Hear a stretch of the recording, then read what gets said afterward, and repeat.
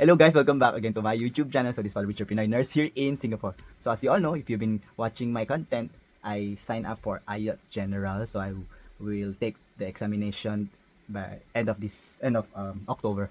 So I have 1 month of preparation, and I realized that I feel like that OET is more easier compared to IELTS.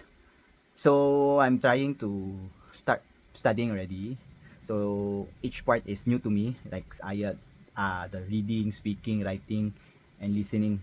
It's way different. I mean, it's quite different from OET lah.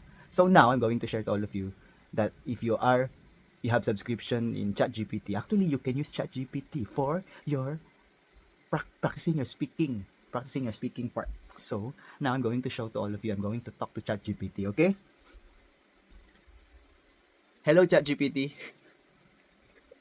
I'm here. Sounds like you're just making sure I'm still with you, and I am. So whenever you're ready, we can continue with more IELTS questions or anything else you need. Okay, ChatGPT. Let's practice for IELTS speaking part, which is I want part 2.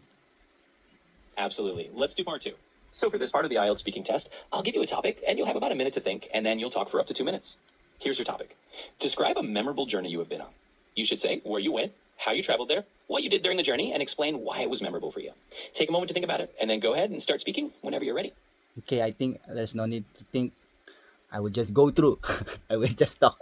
Anyways, one of my most memorable moment is when I went to Taiwan. So it's like a 2 weeks travel. So just to let you know, I love solo traveling. So reason being why Taiwan is the most memorable among all the travel that I've been through is because um, first thing is I hike. So first time I do a solo hiking. So I went to Taroko National Park. So this Taroko National Park, there's a before I can hike to that place, I need to do some registration, and also there's a limited person that can go in. So the reason why it's memorable to me is when I'm hiking already, I don't see anyone. I don't see any people. So I'm a bit scared and also excited. And also I'm very excited about when I reach the top. So when I reach the top, my expectation actually is to see the scenery lah, the I use lah, the scenery. So end up I see sea clouds. Otherwise, yep, that's one of the most memorable moment. And also, I love the food, especially the beef noodle soup.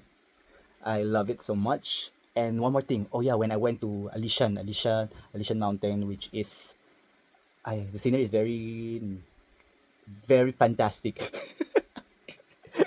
Well, I don't have anything in my mind anymore. And lastly, when I went to the southern part of Taiwan, so I have this thinking like, okay, since I haven't tried scuba diving, so I registered for scuba diving, knowing that that time is winter. I mean, they don't have winter, but they said it's winter time, so the water is very cold. So I signed up. I signed up also because the price for that scuba diving is um very cheap. So yep, I think that's it. That's the reason why I this trip is memorable to me.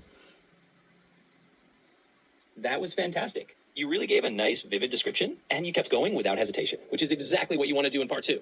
You talked about the hiking, the scenery, the food, and even the scuba diving, so you covered a lot of interesting details.